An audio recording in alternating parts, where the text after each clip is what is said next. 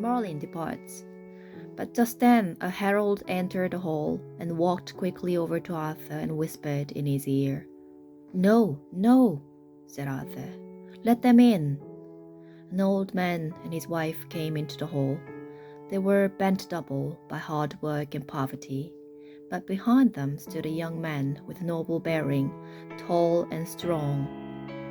"My name's Ares," said the old man. "I heard at this happy time King Arthur would grant a boon to anyone who asked him." "This is true," said Arthur. "What do you ask?" "That you make our son knight, my king," said his wife. "I know the honor I ask, my lord," said the cowherd, "but I have 13 sons. They harvest, herd, and thatch for me, everything I ask. But this one I cannot get a day's work from him. He only practices to be a knight." Arthur looked at the young man. He stood upright and unafraid. "What is your name?" said Arthur. "Tor, sir." "Well, Tor, I grant your boon, but it is a high ambition. In time, if you are worthy, you may join us at the round table. Kneel now, and give me your sword." Arthur touched him lightly on the shoulders with the blade. "Arise now, Sir Tor." Tor stood, and a gasp ran round the table. On the back of one of the empty chairs, letters in gold had appeared, spelling out his name. As they looked, the names of other knights appeared too. Arthur looked at Merlin. "The truest knights the world will ever know will sit in these places," the sorcerer said.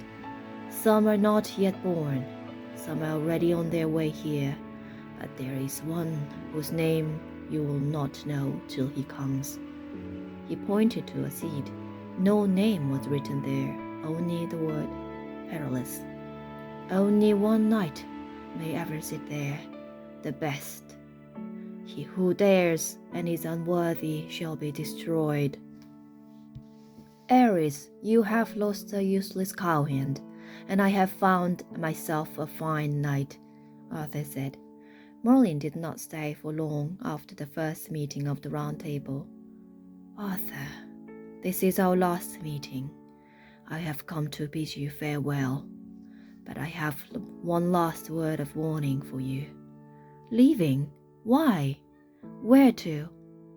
"A place as quiet as the grave, to save the last of my strength for the struggle still to come. I will wake again, but far in the future. This time will be when Locris most needs me, in the mother of all battles. It is not enchantment that you must fear now, Arthur. It is those closest to you.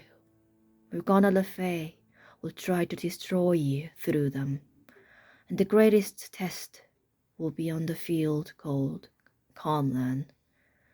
Dawn was a long way off when the watchman on the main gate of the Camelot saw Merlin leave. The darkness brought a visitor too. In the morning, a serving girl discovered an abandoned baby boy, no more than a week or so old, but with dark hair already and startling blue eyes. Arthur and Guinevere decided to foster him themselves. They called him Mordred. In the rustling gloom of the forest that closed round the Camelot, Merlin was joined by Nimue, the Lady of the Lake. She led the way until, at last, they came to a clearing, lit only by the white flowers of a hawthorn tree. "So this is the place," said Merlin.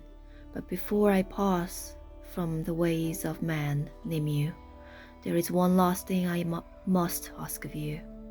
Tomorrow, King Ban of Banwick will die in battle. Rescue his son and foster him until he is old enough to be a knight.